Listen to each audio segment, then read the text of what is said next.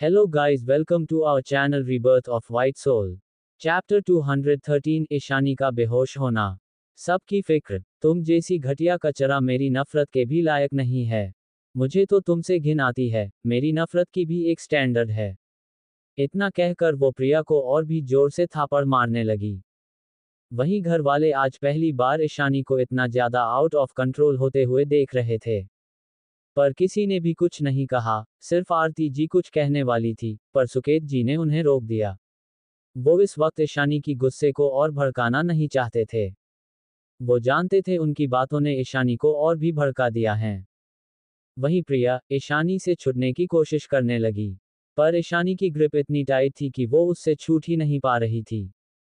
जब उसकी गाल में और भी दर्द होने लगा तो वो सह नहीं पाई और जोर से चिल्लाने लगी, dad, mom please help me. वो पहले से ही जख्म की वजह से दर्द में थी, इसलिए वो ईशानी की थापड़ को सह नहीं पा रही थी। उसकी सांसें रुक रही थी, उसकी वॉयस भी धीमी थी। जब सबने देखा कि प्रिया की हालत खराब हो रही है, तो समीर आगे आकर ईशानी की हाथ को प्रिया की गले से छुड़ाने की कोशिश करते हुए बोला, इशू बच्चा, छोड़ दो उसे। पर ईशानी की हाथ को वो दूर नहीं कर पा रहा था। ईशानी की ग्रिप और भी स्तरों होता जा रहा था। तो सुकेत जी भी आगे आकर ईशानी की हाथ को प्रिया से अलग करने की कोशिश करने लगे। तो दोनों मिलकर ईशानी की हाथ को प्रिया से अलग कर दिया। तो प्रिया नीचे जमीन पर गिर गई और जोर जोर से खांसने लगी। उसका गला और गाल सब दर्द कर रहा था। ऐसा लग रहा था जैसे उसका सिर घूम रहा हो, उसे कुछ दिखाई नहीं दे रहा था। आरती जी जल्दी से प्रिया के पास आ गई और उसे संभालने लगी। चाहे जो भी हो, प्रिया को उन्होंने पाला था, वो ऐसे ही उसे मरते हुए नहीं देख सकती थी। वहीं ईशानी की आंखें इस वक्त लाल थी। अब वो सुकेत जी और समीर को गुस्से से घूर रही थी।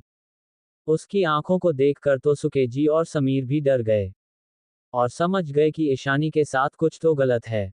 तभी दर्शित ने ईशानी को अपनी गले से लगा लिया और उसकी बालों में हाथ फेरकर उसे शांत कराने की कोशिश करने लगा।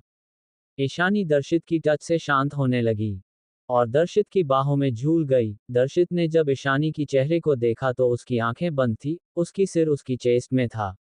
ऐसा लग रहा था जैसे वो बेहोश हो गई हो। दर्शित पैनिक करने लगा, बच्चा क्या हुआ, आंखें खोलो। पर ईशानी अपनी होश में नहीं थी। वहीं नंदिनी जो बाहर चली गई थी, फोन लेकर बात करने जैसे ही वो अंदर आई, उसने ईशानी को दर्शित की बाहों में बेहोश देखा। तो वो जल्दी से उनके पास आई, क्या हुआ इशू को, वो बेहोश क्यों हो गई। वो भी अब पैनिक करने लगी थी। पता नहीं, अब तक सूजे जी और समीर भी उनके पास खड़े हो गए थे और चिंता से ईशानी को देख रहे थे। वहीं आरती जी जो प्रिया को संभाल रही थी, ओशन को बेहोश देखकर वो भी प्रिया को छोड़कर उसके पास ही आ गई। प्रिया अब थोड़ा नॉर्मल हो गई थी। सबको ऐसे ईशानी के लिए कंसर्न देखकर उसे गुस्सा आ रहा था। ईशानी ने उसे इतना मारा था, सब लोगों को उसके पास होना चाहिए था। पर सब उस ईशानी के पास है, जैसे मार उसे नहीं बल्कि ईशानी को पड़ी हो। उसे तो लग रहा था कि ईशानी बस बेहोश होने का नाटक कर रही है, ताकि सबका अटेंशन उसकी तरफ आ जाए। दादाजी और दादी माँ तो सबसे ज्यादा पैनिक कर रहे थे, उनकी आंखों से आंसू बह रहे थे। दर्शित ने ईशानी को अपनी गोद में उठा लिया और उसकी रूम में ले गया। बाकी सब भी उसके पीछे पीछे ही उसके रूम में चले गए। हॉल में सिर्फ प्रिया ही इस वक्त जमीन पर पड़ी थी। समीर ने डॉक्टर को कॉल कर लिया था। रूम में नंदिनी ईशानी की हाथ पकड़कर बैठी थी। दर्शित उसके पास बैठकर उसका सिर सहला रहा था। सुकेत जी और आरती जी बेड के पास खड़े थे और अपनी आंखों में फिक्र लिए ईशानी को देख रहे थे।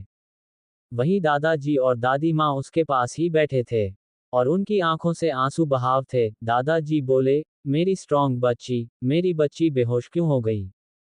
फिर डॉकेट जी और आरती जी की तरफ देखकर गुस्से से बोले, ये सब सिर्फ तुम दोनों की वजह से हुआ है। मैंने मना किया था ना कि वो घटिया लड़की इस घर में नहीं रहेगी। फिर भी तुम दोनों ने ईशानी से क्यों पूछा। देखो मेरी बच्ची की क्या हालत हो गई है तुम्हारी उस घटिया लड़की की वजह से। क्या अब तुम दोनों खुश हो? अगर खुश हो गए हो तो चले जाओ तुम दोनों यहाँ से। उनकी बात सुनकर सुकेत जी और आरती जी की आंखों में आंसू आ गए। आरती जी रोते हुए बोली, हमें नहीं पता था कि वो बहस हो जाएगी। हमने ऐसा तो उससे कुछ नहीं कहा था, हम तो बस उसे एक चांस देने के लिए कह रहे थे। हमें नहीं पता था कि वो इतने गुस्से में आ जाएगी। उनकी बात सुनकर दादी माँ बोली, तुम दोनों सबसे बड़ी बेवकूफ़ हो। आज तो मुझे ये कहने में भी शर्म आती है कि तुम दोनों मेरे बेटे और बहू हो। मेरी पोती ने बिल्कुल सही कहा था, तुम दोनों उसकी माँ बाप बनने की क्या नहीं हो। तुम दोनों सिर्फ अपनी उस कचरे बेटी की माँ बाप बनकर ही रह जाओगे। उनकी बात सुनकर सुकेत जी और आरती जी ने कुछ नहीं कहा। सच ने वो एक अच्छे माँ बाप नहीं बन पाए थे। बस कीजिए दादी माँ, मोम, डैड आप थोड़ी देर चुप रही है। ईशानी अभी बहस है तो आप सब आर्ग्यूमेंट मत कीजिए, समीर ने टेंशन में कहा। वहीं अब तक रेहान और अयान भी आ गए थे। प्रिया को नीचे गिरा देखकर उन्हें कुछ समझ नहीं आया, तो अयान ने उसे सोफे पर बिठा दिया। प्रिया उन दोनों को देखकर फिर से रोने की एक्टिंग करने लगी और उनसे भी माफी मांगने लगी। उन्होंने उसे कुछ नहीं कहा। रेहान ने एक सर्वेंट से पूछा तो वो सर्वेंट डरते हुए यहाँ जो कुछ भी हुआ सब कुछ बता दिया। तो एक दोनों भी पैनिक करने लगे और ऊपर जाने लगे। तो प्रिया तेज आवाज में बोली, भाई क्या आप भी मुझे ही ब्लेम करेंगे? इसमें तो मेरी कोई गलती नहीं थी ना। पर रेहान और अयान को इस वक्त सिर्फ ईशानी की चिंता थी, इसलिए वो लोग उसकी बात सुने बिना वहां से चले गए। वो दोनों ईशानी की रूम में चले गए, दोनों ईशानी को बहस देखा और उनकी आसपास सबको देखा। तो वो भी वहीं खड़े रह गए। ईशानी को बेहोश देख उन्हें भी चिंता होने लगी थी। तभी डॉक्टर भी आ गए और उनके पीछे पीछे पूरा रायचंद फैमिली खड़ा था। और देवेंद्र जी और अविनाश जी भी आ गए थे, उसके साथ अनुपम जी भी थे। नंदिनी ने उन्हें कॉल कर दिया था। सब रूम में चले गए। ये डॉक्टर कोई और नहीं डॉक्टर शशांक मिश्रा थे। वो जल्दी से ईशानी के पास चले गए। थोड़ा स्पेस दीजिए, इतना कहकर डॉक्टर शशांक ईशानी की चेकअप करने लगे। अब नंदिनी और दर्शित सिर्फ ईशानी के पास बैठे थे, बाकी सब साइड में खड़े हो गए थे। ईशानी के दोनों दादाजी और पापा चिंता से ईशानी को देख रहे थे। डॉक्टर ईशानी के चेकअप करने के बाद सबकी तरफ करके बोले, क्या मिस ईशानी को इससे पहले भी ऐसा कुछ हुआ था, जिस वजह से उन्हें पहले ऐसे पैनिक अटैक आए हो? उनकी बात सुनकर मेहरा फैमिली पूरी तरह से कंफ्यूज और हैरान हो गए। क्योंकि जब से ईशानी आई थी तब से वो ऐसे कभी बेहोश नहीं हुई थी, ना उसे कभी ऐसा पैनिक अटैक आया था। दर्शित थोड़ा पैनिक करते हुए बोला, पैनिक क्या, ईशानी को पैनिक अटैक आया था? तभी नंदिनी बोली, हाँ पहले वो ऐसे कुछ बार बेहोश हो जाती थी, जब वो ज्यादा गुस्से में होती थी या कोई चीज या बातें उसे ट्रिक करती थी। उसकी बात सुनकर देवेंद्र जी भी बोले, हाँ पर ये तो 3 साल से नॉर्मल था, 3 सालों से उसे कभी पैनिक अटैक नहीं आया था। तो फिर अब ऐसा क्या हुआ जो फिर से उसे अटैक आया? ये कहते हुए वो गुस्से से मेहरा फैमिली को घूरने लगे। अविनाश जी और अनुपम जी भी गुस्से से मेहरा फैमिली को घूर रहे थे। उनके हिसाब से इन मेहरा फैमिली के लोगों की वजह से ही उनकी बच्ची को फिर से अटैक आया है। वहीं रायचंद फैमिली तो हैरान थे, उन्हें भी समझ नहीं आ रहा था कि जब इतने सालों से ईशानी को पैनिक अटैक नहीं आया था, तो फिर अब क्यों आया? एक भी सबको देखने लगे। डॉक्टर शशांक बोले, हाँ शायद बहुत टाइम से उन्हें अटैक ने आ था, पर कुछ ऐसी बात हुई होगी जो उनको फिर से ट्रिगर कर गई, जिस वजह से उन्हें फिर से पैनिक अटैक आया है। उन्होंने ईशानी को कुछ इंजेक्ट किया और बोला इन्हें 1 घंटे में होश आ जाएगा। और ध्यान रखिए इन्हें स्ट्रेस बिल्कुल भी मत दीजिए। डॉक्टर के जाने के बाद सब नंदिनी की तरफ देखने लगे। दर्शित बोला, नंदिनी ईशानी को कब से पैनिक अटैक आता है? दादाजी दादी माँ के साथ मेहरा फैमिली और रायचंद फैमिली भी नंदिनी की जवाब का इंतजार कर रहे थे। देवेंद्र जी, अविनाश जी और अनुपम जी ही सिर्फ शांत थे और अपनी बच्ची के पास चले गए थे। नंदिनी उन सबको देखकर बोली, मैं सिर्फ ये दादाजी और दादी माँ की वजह से बता रही हूँ, वरना ईशानी शायद किसी को बताना नहीं चाहेगी। फिर वो गहरी सांस लेकर बोली, जब ईशानी दिल्ली आई थी तब उसकी तबीयत थोड़ी खराब थी। उसके सिर पर और बाकी कई जगह पर चोटों के निशान थे। ये तो आप सबको पता ही होगा। उसकी बात सुनकर रायचंद फैमिली हैरानी और गुस्से में थी। वहीं दादाजी दादी माँ और बाकी घर वालों की आंखों में आंसू आ गए। फिर नंदिनी आगे बोली, कुछ दिन बाद बातों बातों में किसी ने क्लास में ईशानी को अनाथ बोल दिया। क्योंकि सबकी घरवाले उनसे मिलने आते थे सिर्फ ईशानी को छोड़कर। उस दिन ईशा आरना को बहुत गुस्सा आया था, उसने उस लड़के को बहुत मारा था, फिर बहस हो गई थी। तब हमें पता चला था कि उसे पैनिक अटैक आया है। शायद उसके साथ जो गलत हुआ था उस वजह से। तब दादाजी ने उस मैटर को संभाल लिया था। फिर उसके बाद 1 या 2 बार आई थी उसे पैनिक अटैक 2 साल के अंदर। पर 2 साल बाद उसे पैनिक अटैक आना बंद हो गया था। उसने अपने आप को इतना स्ट्रांग बना लिया था कि कोई भी इमोशन उसे इफेक्ट करना बंद हो गया था। वो अपनी काम में ही डूबी रहती थी। हुए लगा कि पैनिक अटैक खत्म हो गया, क्योंकि जैसा कि आप जानते हैं कि वो खुद ही दुनिया की सबसे बड़ी डॉक्टर है।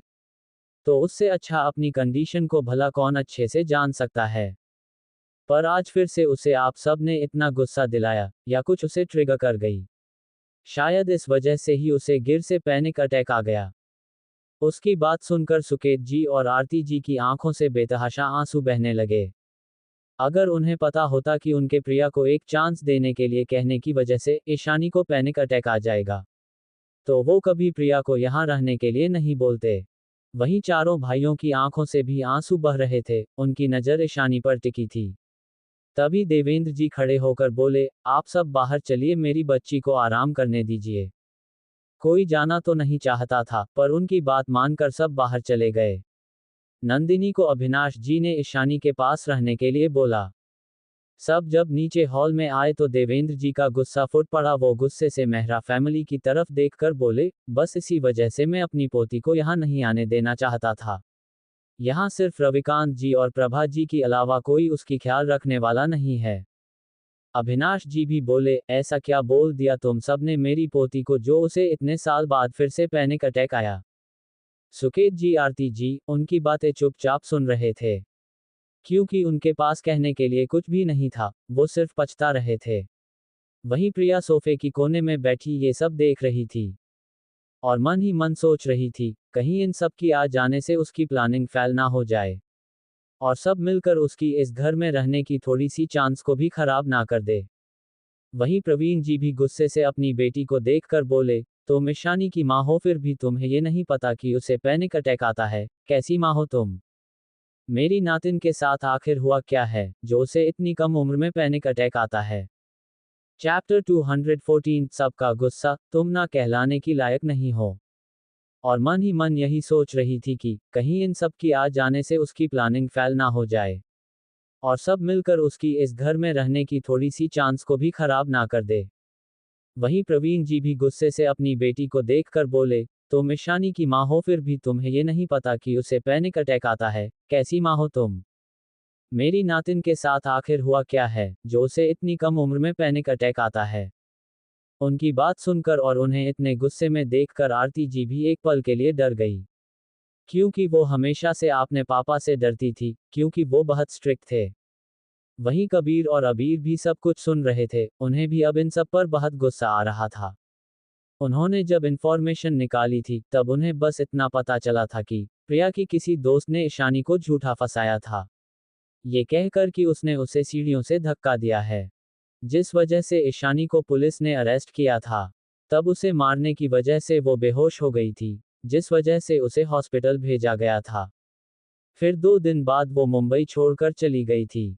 पर उन सबको ये नहीं पता था कि उस इंसिडेंट की वजह से ईशानी को पैनिक अटैक भी आते होंगे। ईशानी की हालत के बारे में सोचकर उन दोनों की आंखों में गुस्सा और आंसू दोनों था। वो दोनों अपने बुआ और फूफा जी और बाकी भाइयों को गुस्से से घूर घूर कर देख रहे थे। क्या हुआ, तुम चुप क्यों खड़ी हो? मैंने जो पूछा तुम्हें समझ नहीं आ रही है क्या? मैंने पूछा आखिर मेरी नातिन के साथ क्या हुआ था। प्रवीण जी को ज्यादा कुछ नहीं पता था, क्योंकि कबीर ने उन्हें ज्यादा कुछ नहीं बताया था। उन्हें बस इतना पता था कि रविकांत जी और प्रभा जी के सिवा इस फैमिली से ईशानी से कोई ज्यादा प्यार नहीं करता था। पर उन्हें बाकी सभी चीजों के बारे में ज्यादा नहीं पता था। उन्हें तो बस उस बात के लिए अपनी बेटी पर गुस्सा था कि उसने अपनी खुद की बेटी को छोड़कर किसी और को उसकी जगह दी। अगर उन्हें पहले की सभी बातें पता चल गई, तो वो जरूर आरती जी से और भी गुस्सा हो जाते, जो आरती जी इस वक्त बिल्कुल भी नहीं चाहती थी। क्योंकि एक तो उनकी फैमिली कई साल बाद उन्हें मिली थी, और ईशानी ने भी अभी तक उन्हें माफ नहीं किया था, चाहे वो अब ईशानी से कितना ही क्यों ना प्यार करे। अब वो ईशानी से दूर नहीं होना चाहती थी। वो हकलाते हुए बोली, वो यहाँ नहीं रहती थी, वो दिल्ली में रहती थी, इसलिए मुझे नहीं पता था कि उसे पैनिक अटैक आता है।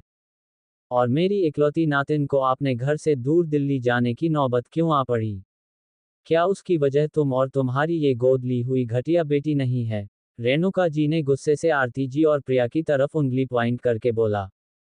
गुस्से से उनकी आंखें जल रही थी, क्योंकि वो भी पहले माफिया में थी।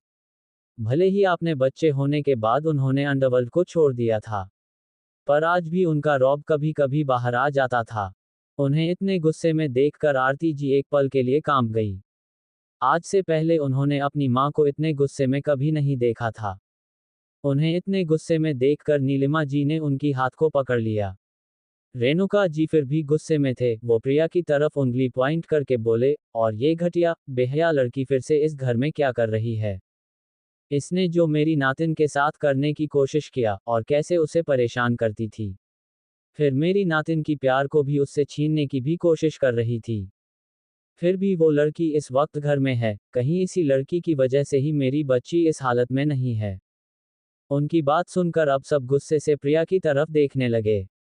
ईशानी की दोनों दादाजी और अनुपम जी भी गुस्से से उस लड़की को घूरने लगे, जो हमेशा उनकी बच्ची के पीछे ही पड़ी रहती है। उनकी बात सुनकर और उनकी डरावनी आवाज से प्रिया तो अपनी जगह पर बैठे थर थर कांप रही थी। उसे रेणुका जी इस वक्त बहुत डरावनी लग रही थी। बाकी सबकी गुस्से भरी नजर भी उसे खुद पर महसूस हो रही थी, जिस वजह से वो कांप रही थी। आरती जी ने जब देखा कि प्रिया कैसे सबको देख डर के मारे कांप रही है, तो वो आगे आकर अपनी मां को समझाते हुए बोली, नहीं मां, आप गलत समझ रही है। प्रिया ने कुछ नहीं किया था, वो तो ईशानी से माफी मांग रही थी। और आप तो जानती है ना कि प्रिया की इस दुनिया में कोई भी नहीं है। हमने उसे बचपन से अपनी बेटी समझकर पाला था, तो वो भी हमारे लिए हमारी बेटी है जैसे कि ईशानी है। हम अपनी जिम्मेदारी से पीछे नहीं हट सकते। सुकेत जी भी बोले, हाँ, और गलती हमारी है, हमने ही अपनी बच्ची के साथ गलत किया, जिस वजह से आज वो हमसे नफरत करती है। और रही बात प्रिया की, तो उसे उसकी गलती की सजा मिल चुकी है। उन दोनों की बातें सुनकर समीर ने अपना सिर पीट लिया। उसके मोम डैड ये कहकर उल्टा सबका गुस्सा और भी बढ़ा रहे थे। फिर बेवकूफों की तरह ईशानी से माफी की उम्मीद भी कर रहे थे। समीर की सोचना भी सही साबित हुआ, क्योंकि आरती जी और सुके जी की बातें सुनकर सब और भी भड़क गए। रेणुका जी गुस्से से बोली, तुम्हारी हिम्मत कैसे हुई मेरी नातिन को इस लड़की से कंपेयर करने की? प्रवीण जी ने भी गुस्से से कहा, मेरी सिर्फ एक ही नातिन है और वो है ईशानी। इस बेशरम लड़की से हमारा कोई लेना देना नहीं है। देवेंद्र जी और अभिनाश जी भी गुस्से से बोले, तुम दोनों हमारी पोती से इस कचरे को कंपेयर कैसे कर सकते हो? अगर तुम सबको हमारी पोती को यहाँ रख कर परेशान करना है, तो मैं अभी मेरी पोती को यहाँ से ले जाऊंगा। नीलिमा जी भी बोली, आप चाहे अच्छा माने या बुरा, मेरी सिर्फ एक ही भांजी है, और वो ईशानी है। आपकी इस हॉस्पिटल से उठाई हुई लड़की से हमारा कोई रिश्ता नहीं है। शेखर जी भी गंभीर भाव से आरती जी को देखकर बोले, तुम मेरी बहन हो इसलिए समझ रहा हूँ, इस लड़की की वजह से तुम अपनी खुद की बेटी को ऑलरेडी खो चुकी हो। पर आगे भी ऐसी कोई गलती मत करो कि वो हमेशा के लिए तुमसे दूर हो जाए। उन सब की बात सुनकर आरती जी और सुकेत जी की आंखों में आंसू आ गए। उन्हें समझ नहीं आ रहा था क्या बोलकर उन सबको शांत कराए। उन्हें तो उम्मीद नहीं थी कि ये सब एक ही बात से इतने गुस्से में आ जाएंगे। वहीं प्रिया का मुंह तो काला पड़ गया था, उसे अपनी इतनी बीज बर्दाश्त नहीं हो रही थी। क्या वो इतनी बदसूरत और बुरी है कि उसे ईशानी से कंपेयर नहीं किया जा सकता? पर वो भी तो खूबसूरती में ईशानी से कम नहीं है, तो फिर ये सब ईशानी से इतना प्यार क्यों करते हैं? प्रिया के हिसाब से तो खूबसूरती ही सब कुछ थी, और उसके हिसाब से ईशानी उससे बस थोड़ी ज्यादा खूबसूरत थी। इसलिए सब ईशानी को पसंद करते थे। माँ, पापा, भाई, आप इतना गुस्सा क्यों कर रहे हैं? मैंने प्रिया को ईशानी से कंपेयर नहीं किया, मैं तो बस बोल रही थी कि वो भी हमारी बेटी है, बचपन से पाला है हमने, बड़ा किया है उसे। वहीं दादाजी और दादी माँ चुपचाप सोफे पर बैठ गए थे। उन्हें अपनी बेटे और बहू पर बहुत गुस्सा आ रहा था, पर उन्होंने पहले ही सुकेत जी और आरती जी को बहुत कुछ सुना दिया था, इसलिए इस वक्त वो चुप थे। आरती जी की बात सुनकर रेणुका जी बोली, तुम कंपेयर नहीं करती हो। ये मत समझना कि हमें कुछ नहीं पता है, मुझे अच्छे से पता है। जब मेरी नातिन पहले इस घर में आई थी, तब तुम सब उसको अपनी इस घटिया दो कौड़ी की बेटी के साथ कंपेयर करते थे और उसे नीचा दिखाते थे। और तुम्हारी ये कचरे से उठाई बेटी खुद को तो बहुत भोली भाली दिखा रही है। पर अंदर से पूरी तरह से जहरीली है। इसकी वजह से ही मेरी नातिन को तुम लोग ने जेल भेजा था ना। सिर्फ इस कचरे से उठाई लड़की पर भरोसा करके तुमने मेरी नातिन को मारने के लिए छोड़ दिया। तुम मेरी बेटी कैसे हो सकती हो? तुम्हारी जैसी बेटी पाउटिंग, ना तो तुम बेटी कहलाने की लायक हो, ना ही तुम माँ कहलाने की लायक हो। मुझे तो तुम पर शर्म आती है अपनी बेटी कहते हुए भी। पता नहीं तुम माँ कैसे बन गई। तुम्हारी जैसी बेवकूफ कोई और नहीं होगी, जो खुद की खून खुद की बेटी को छोड़कर अपनी गोद ली हुई किसी कचरे पर भरोसा करे और अपनी बेटी को ही ना अपनाए। और तुम्हारे नालायक बच्चों ने भी तुम्हारे साथ दिया और अपनी बहन को छोड़कर इस लड़की को अपनी बहन कहकर अपनी सिर पर चढ़ा लिया। और सुकेत, आपने भी इन सब में सबसे ज्यादा जिम्मेदार है। आपने खून को छोड़कर किसी एरी गैरी लड़की को उसकी जगह दे दिया। ये बात शेखर जी ने थोड़े गुस्से में कहा था। इतना कहकर उन्होंने समीर, रेहान और अयान को घूर कर देखा। उनकी देखने से समीर को तो कुछ नहीं हुआ, पर रेहान और अयान को जरूर डर लग रहा था। दर्शित वहां से कबीर और अबीर के साथ ईशानी की रूम में चला गया था, क्योंकि उन तीनों को ईशानी की बहुत फिक्र हो रही थी। वो देखना चाहते थे कि उसे जोश आया या नहीं, वरना अपनी नानी माँ की बात सुनकर शायद दर्शित भी रो देता। आरती जी की आंखों से आंसू रुकने का नाम ही नहीं ले रहा था। पहले उनकी खुद की बेटी ने उन्हें कुमाता कहा, जिस वजह से वो टूट रहे थे। अब उनकी माँ भी ये बोल रही है कि वो एक अच्छी बेटी और माँ नहीं है। और सच था, ये बात आरती जी अच्छी तरह से जानती थी कि प्रिया की का बनते बनते उन्होंने अपनी खुद की बेटी को इग्नोर कर दिया था। सुकेत जी भी आरती जी के पास खड़े थे, उन्होंने अपनी आंखें भींच लिया। शेखर जी की बातें उनकी दिल में लगी थी, उनका पछतावा अब और भी ज्यादा बढ़ गया था। और इसकी सजा उन्हें पहले से ही मिल रही थी। ईशानी उन्हें माफ करने के लिए तैयार नहीं थी, और अब अपनी माँ की बात सुनकर भी उनके दिल में दर्द होने लगा था। तभी प्रिया को जब लगा कि बात उसकी हाथ से बाहर जा रही है, तो वो लड़खड़ाते हुए अपनी जगह से उठ खड़ी हुई और रोते हुए उनके पास आकर हाथ जोड़कर बोली, मैं जानती हूँ कि आप सब मुझे पसंद नहीं करते, क्योंकि मैंने ईशानी की जगह ली थी और मैंने किसी के बहकावे में आकर ईशानी की प्यार को पाने की कोशिश किया था। पर मिस्टर राजवंश और ईशानी मुझे इसकी सजा दे चुके हैं। मैंने ईशानी से माफी भी मांग लिया है, मैं ऐसी गलती आगे कभी नहीं करूंगी। पर मैं मोम, डैड और भाई को बहुत प्यार करती हूँ, उनके बिना मेरा इस दुनिया में कोई भी नहीं है। ईशानी भी मुझसे नफरत करती है, आज तो उसने मेरी जान लेने की भी कोशिश की। पर मैं अपने मोम, डैड को छोड़कर कहाँ जाऊंगी? अगर मैं हॉस्पिटल में नहीं बदलती तो ईशानी को इतने साल अनाथ आश्रम में नहीं रहना पड़ता, और ना ही वो मुझसे नफरत करती। उसकी ये नौटंकी सुकेत जी और आरती जी और रेहान, अयान को छोड़कर बाकी सब समझ रहे थे, क्योंकि उनकी हिसाब से इतने मार खाने के बाद प्रिया शायद सुधर गई होगी। तो आरती जी बोली, माँ आप और गुस्सा मत कीजिए। देखिए तो प्रिया माफी मांग रही है और उसे सजा भी मिल चुकी है।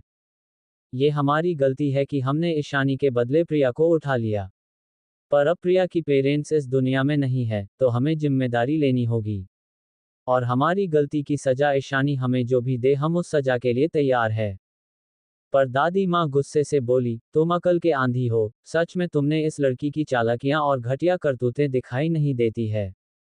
ये लड़की, इसकी वजह से ही मेरी नातिन को इतना दर्द सहना पड़ा। तुम सब ने मेरी नातिन की जगह इस घटिया लड़की को दे दिया। उसकी हिस्से की प्यार, केयर, अपनापन सब इस कचरे को दे दिया। और ये बेशर्म, घटिया लड़की, इसने 15 सालों तक मेरी बच्ची की लेविस अमीरी वाली जिंदगी जिया। जब मेरी नातिन अनाथ आश्रम में रह रही थी और एक अनाथों वाली जिंदगी बिना किसी के प्यार के जी रही थी, तब ये लड़की यहाँ रहकर उसकी जिंदगी को, उसकी माँ बाप के भाइयों को प्यार और केयर को एंजॉय कर रही थी। जो जिंदगी उसकी थी वो जिंदगी ये लड़की जी रही थी। और जब इसे प्रोटेक्शन मिल रही थी, मेरी बच्ची वहाँ बिना प्रोटेक्शन की थी। जब ईशानी इस घर में आई, तब भी ये यहीं रही और उसकी जिंदगी को जीती रही। और मेरी बच्ची के पास एक पूरा फैमिली होने के बाद भी तुम सबने उसे अपनाने से मना कर दिया। चैप्टर 215, आपकी प्यारी बेटी इस घर में सर्वेंट बन जाए। तब ये लड़की यहाँ रहकर उसकी जिंदगी को, उसकी माँ बाप के भाइयों के प्यार और केयर को एंजॉय कर रही थी। जो जिंदगी उसकी थी वो जिंदगी ये लड़की जी रही थी। और जब इसे प्रोटेक्शन मिल रही थी, मेरी बच्ची वहाँ बिना प्रोटेक्शन की थी। जब ईशानी इस घर में आई, तब भी ये यहीं रही और उसकी जिंदगी को जीती रही। और मेरी बच्ची के पास एक पूरा फैमिली होने के बाद भी तुम सबने उसे अपनाने से मना कर दिया।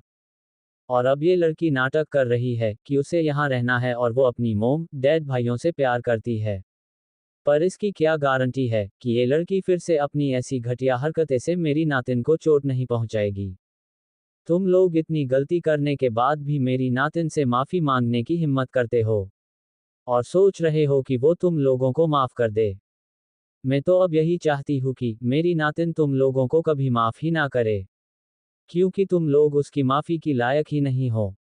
तुम लोग इस लड़की की इतनी गलती के बावजूद भी उसे यहाँ रखने के लिए तैयार हो। उनकी बात सुनकर प्रिया गुस्से से मन ही मन उन्हें गालियां देने लगी। और आरती जी, सुकेत जी और तीनों भाइयों को दर्द हुआ, सच में उन्होंने बहुत ज्यादा कर दिया था। जब प्रिया यहाँ ईशानी की जिंदगी जी रही थी तब उनकी घर की बेटी वहाँ कितनी अकेली और दर्द में थी। पर ये बात उन्हें समझ नहीं आई, और जब समझ आई तब तक बहुत देर हो चुकी थी। तभी अनुपम जी बोले, मिस्टर मेहरा, मुझे लगता है अगर मेरी बेटी यहाँ ज्यादा दिन रही तो उसकी तबीयत और भी बिगड़ जाएगी। जैसे आप इतने साल बाद उसे पैनिक अटैक आया है, उसकी वजह भी आप और आपकी ये घटिया बेटी है। मैं चाहता हूँ ईशानी को होश आने के बाद मैं उससे बात करके उसे अपने साथ यहाँ से ले जाऊं। मैं नहीं चाहता हूँ कि मेरी बच्ची यहाँ आपके और आपकी उस बेटी के आसपास रहकर फिर से दर्द सहे या डिप्रेशन में चली जाए। तभी देवेंद्र जी भी बोले, हाँ, ऐसा तो नहीं है कि मेरी पोती अकेली है। उसके पास उसका ख्याल रखने के लिए उसका परिवार है, वो हमारे लिए हमारी जान है, वो मेरे घर में रहेगी। तो अविनाश जी भी कहाँ पीछे रहने वाले थे, वो देवेंद्र जी की तरफ देखकर बोले, क्यों बे बूढ़े, वो मेरी पोती है, वो हमारे साथ हमारे घर में रहेगी। उनकी बात सुनकर देवेंद्र जी भी गुस्से से अविनाश जी को घूरने लगे। ऐसा लग रहा था जैसे अभी यहाँ कोल्ड वार होने वाला है। उनकी बात सुनकर सब हैरान हो गए। आरती जी और सुकेत जी को भी बुरा लग रहा था। वो तो ईशानी के साथ अपनी रिश्ता सुधारने की कोशिश कर रहे थे, उसे माफी मांग रहे थे। अगर ईशानी यहाँ से चली गई तो उन्हें उसे देखने का भी मौका नहीं मिलेगा। ये सोचकर उनका दिल बेचैन हो उठा, चाहे ईशानी उन्हें नफरत ही क्यों ना करे, पर अब तो उनकी दिन की शुरुआत भी ईशानी की चेहरे को देखने से ही होता है। दादाजी और दादी माँ को भी बेचैनी हो रही थी, पर उन्होंने भी सोच लिया था कि अगर ईशानी यहाँ से जाना चाहेगी तो वो अपनी पोती को नहीं रोकेंगे, क्योंकि यहाँ रहकर उनकी पोती को स्ट्रेस मिल रहा था, बाकी कुछ नहीं। और ये लड़की प्रिया की नाटक देखने का उन्हें कोई मन नहीं था। इसलिए उन्होंने सोच लिया था कि अगर ईशानी इस घर से जाएगी तो वो भी अपनी प्यारी पोती के साथ इस घर से चले जाएंगे, और वो जहाँ रहेगी वो दोनों भी वहीं रहेंगे। समीर जल्दी से बोला, इसकी कोई जरूरत नहीं है, अगर इस घर से कोई जाएगा तो वो प्रिया हैं। ईशानी इस घर से कहीं नहीं जाएगी, ये सब उसका भी है, इन सब पर उसका हक है। प्रिया की इन सब पर कोई भी हक नहीं है, इसलिए वो इस घर में नहीं रहेगी। चाहे कोई कुछ भी कहे, पर अब वो इस घर से जाएगी। समीर की बात सुनकर प्रिया को अंदर से डर लगने लगा। उसे कुछ भी कर यहाँ इस घर में रहना था और अपने प्लान के हिसाब से चलना था। वो डरते हुए समीर की तरफ देखकर रोते हुए बोली, भाई मैं कहाँ जाऊंगी? क्या आप सच में मुझे यहाँ से बाहर कर देना चाहते हैं? फिर वो अपनी मोम डैड की तरफ देखने लगे।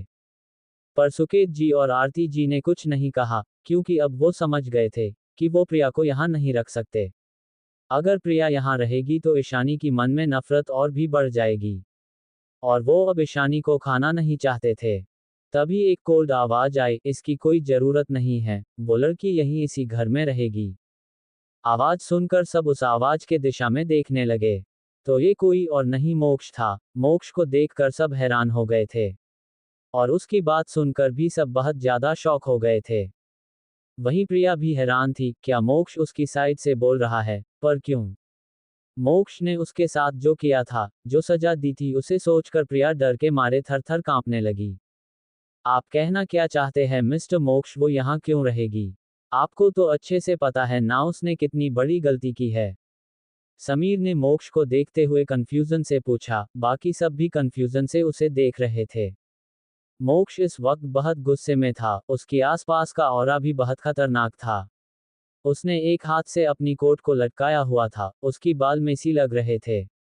फिर भी वो इस वक्त हद से ज्यादा हैंडसम लग रहा था। प्रिया तो डर के बावजूद भी जैसे उसे देखने में ही खो गई थी। दरअसल मोक्ष एक इम्पोर्टेंट मीटिंग में गया था, तभी उसे नंदिनी की तरफ से कॉल आया। नंदिनी की सारी बातें सुनकर कि क्या हुआ है और उसकी बीवी बेहोश हो गई है। वो जल्दी से भाग कर आया था। 3 घंटे की रास्ते को वो 1 घंटे में ड्राइव करके आया था। वो बहुत ज्यादा टेंशन में थे, इस वक्त वो बहुत गुस्से में भी था, पर वो जानता था कि उसकी बीवी क्या चाहती है। वो समीर और बाकी सब की तरफ देखकर कोल्ड और भयानक आवाज में बोला, वैसे मैंने सुना था जब मेरी बेबी डॉल पहले इस घर में आई थी, तब उसके साथ कैसे बिहेव किया जाता था। और मैंने ये भी सुना था कि मेरी बीबी यहाँ एक छोटे से कमरा दिया गया, वो उसी कमरे में रहती थी। मोक्ष की बात सुनकर सुकेत जी, आरती जी और तीनों भाइयों का सिर शर्म से नीचे झुक गया। भले ही उन्होंने ईशानी को उस रूम में रहने के लिए नहीं बोला था, पर यह सब उनकी गलती और लापरवाही की वजह से ही था, जिस वजह से सालों तक ईशानी उस छोटी सी कमरे में रही थी। तभी मोक्ष अपनी फेस पर एक खतरनाक स्माइल लिए आगे बोला, तो क्यों ना आपकी प्यारी बेटी इस घर में सर्वेंट बन जाए। आपकी इस प्यारी बेटी प्रिया को भी एक छोटी सी रूम दे दिया जाए रहने के लिए। इनफैक्ट मैं तो कहता हूँ क्यों ना आप अपनी प्यारी बेटी को सर्वेंट रूम दे दिया जाए। मेरे हिसाब से आपकी बेटी को वो रूम बहुत सूट करेगा। वैसे ऐसी घटिया लड़की उसी रूम में रहने की लायक है। और मैं चाहता हूँ वो अपने लिए खाना खुद बनाए, अपना सारा काम वो खुद करे, घर के काम में भी सर्वेंट की मदद करे। मैं चाहता हूँ आपकी इस मेंशन की कोई भी सर्वेंट या मेंबर उसकी हेल्प ना करे। तो कैसा लगा मेरा आइडिया? इतना कहकर वो कोल्डली अपनी खतरनाक नजरों से उन सबको देखने लगा, जैसे कहना चाहता हो कि अगर किसी ने भी मेरी बात को मना करने की हिम्मत वाली तो वो जिंदा नहीं बचेगा। वहीं मोक्ष की बात सुनकर प्रिया तो हैरान और गुस्सा दोनों हो गई। वो इस घर की राजकुमारी थी और अब उसे इस घर में एक सर्वेंट की तरह रहने के लिए बोला जा रहा है। फिर वो अपनी आंखों में आंसू लिए अपनी मोम और डैड की तरफ देखने लगी। उसे लग रहा था उसकी मोम, डैड जरूर इस बात के लिए मना कर देंगे। आखिरकार वो उनकी बेटी थी। आरती जी ने जब प्रिया को रोते हुए देखा तो उन्हें लगा, ये कुछ ज्यादा रुड होगा, क्योंकि प्रिया इस काम को नहीं कर पाएगी, इससे अच्छा तो वो इस घर से ही चली जाए। आरती जी नर्म अंदाज में बोली, पर मिस्टर राजवंश प्रिया यहाँ इस घर से जाने वाली है। उसे इस तरह सर्वेंट की तरह रखने की क्या जरूरत है, उसे इन सब कामों की आदत नहीं है। उन्होंने इतना ही कहा था कि मोक्ष अपनी कोल्ड और गुस्से भरी आवाज में बोला, मिसेस मेहरा लगता है आपको अपनी इस कचरे से उठाई हुई बेटी के लिए कुछ ज्यादा ही फिक्र और प्यार है। जब आपकी खुद की बेटी इस घर में सर्वेंट रूम की तरह छोटी सी रूम में रह रही थी, अपनी सभी काम खुद करती थी, अपने लिए खाना खुद बनाती थी और सबको उनकी कामों में हेल्प करती थी, फिर भी रात को जय बार उसे भूखे पेट सोना पड़ता था, तब तो आपके दिल में ये बात कभी नहीं आई कि वो एक बच्ची है और उसे इन सभी कामों की आदत नहीं है। और अब जब बात आपकी प्यारी बेटी के ऊपर आई तो आपको उसके लिए दर्द होने लगा। क्या बात है, लगता है आप तो ममता के भंडार है, पर सिर्फ अपनी इस घटिया, गलती से उठाई हुई बेटी के लिए। उसकी बात सुनकर रायचंद फैमिली और ईशानी के दादाजी, पापा सब ने हाँ में सिर हिला दिया। उन्हें भी यही लगता था। प्रवीण जी, रेणुका जी तो मोक्ष की बात सुनकर अपनी बेटी पर और भी गुस्सा आ रहा था। क्या उनकी प्यारी सी नातिन ने यहाँ रहकर इतना सब कुछ झेला है? क्या ये लोग उसे ऐसे कमरे में रखते थे और घर में इतने सर्वेंट होने के बाद भी उसे खुद का काम खुद करना पड़ता था और वो भूखी रहती थी, तो ये लोग तब क्या कर रहे थे? वहीं मोक्ष की बात सुनकर सुकेत जी, आरती जी और बाकी तीनों भाई और भी ज्यादा गिल्ट में भर गए थे। उनकी आंखों में आंसू थे। आरती जी आगे कुछ नहीं बोल पाए। तभी मोक्ष बोला, तो फिर अगर आपको और कुछ नहीं बोलना है तो मैंने जो बोला वही करिए। इतना कहकर वो ईशानी की रूम की तरफ चला गया। ये सब उसने इसलिए बोला क्योंकि उसे पता था कि उसकी बीबी इस वक्त प्रिया को अपनी नजरों के सामने ही रखना चाहती है। वहीं बाकी सब वहीं खड़े रह गए। सुकेत जी और आरती जी की जबान ही नहीं खुल रहे थे। रेणुका जी कहाँ चुप रहने वाली थी, वो गुस्से से आरती जी को देखकर बोली, तो तुम सबने मेरी नातिन के साथ इतना सब कुछ किया है। अरे अगर अपना नहीं पा रहे थे तो एटलीस्ट उसे थोड़ा रिस्पेक्ट तो दिया होता। अगर मेरी नातिन काम कर रही थी तो तुम्हारे घर में जो इतने सर्वेंट है, वो सब क्या कर रहे थे? क्या ये सब सर्वेंट तुम्हारी इस घटिया बेटी के काम करने के लिए थे? मोक्ष की बातें मुझे बिल्कुल सही लगी। अगर मेरी नातिन ने तुम लोगों की वजह से और इस घटिया लड़की की वजह से इतना कुछ सहा है, तो ये लड़की भी इस घर में उसी तरह रहेगी जैसे मोक्ष ने कहा है। इतना कहकर वो गुस्से से प्रिया को घूरने लगी। वहीं मोक्ष की बातें सुनकर तो प्रिया ऑलरेडी सदमे में थी, उसके अंदर गुस्सा और नफरत बढ़ रही थी। फिर भी वो सबकी तरफ देखकर बोली, अगर सब चाहते हैं कि मैं इस घर में सर्वेंट की तरह रहूं तो मैं रहूंगी। मैं बस मेरे मॉम, डैड और भाइयों को हर दिन देख पाऊंगी। मैं बस इसी बात से ही खुश हूं। इतना कहकर वो रोने लगी। उसे बस इस वक्त नाटक करना था, इमोशनल ब्लैकमेल करना था। उसे पता था जल्दी ही उसकी मॉम, डैड और भाइयों का दिल उसे काम करते हुए देखकर पिघल जाएगा। और फिर उसे अपनी पोजीशन वापस मिल जाएगी। उसकी इमोशनल एक्टिंग देखकर आरती जी और सुकेत जी को सच में उसके लिए बुरा लग रहा था। क्योंकि उन दोनों ने ही प्रिया को बेटी मानकर बड़ा किया था। जिस वजह से उन्हें पता था कि प्रिया को काम कैसे करना है कुछ नहीं पता। पर उस वक्त वो कुछ नहीं कर पाएंगे उसके लिए, क्योंकि बात उनकी खुद की बेटी ईशानी की है। और प्रिया की वजह से वो ऑलरेडी ईशानी को खो चुके हैं। अब वो ईशानी को और नाराज नहीं कर सकते थे। वहीं मोक्ष ईशानी के रूम में चला गया। इस वक्त वहां नंदिनी, दर्शित, कबीर और अबीर भी थे। मोक्ष को देखते ही नंदिनी भी से उठ गई। नंदिनी और चारों भाई बाहर चले गए। क्योंकि मोक्ष को लेकर वो पूरी तरह से श्योर थे, उन लोगों ने उन दोनों को अकेला छोड़ दिया। उनके जाने के बाद मोक्ष ईशानी के पास बैठ गया और उसकी सिर को अपनी गोद में रख लिया और उसकी बालों को सहलाने लगा।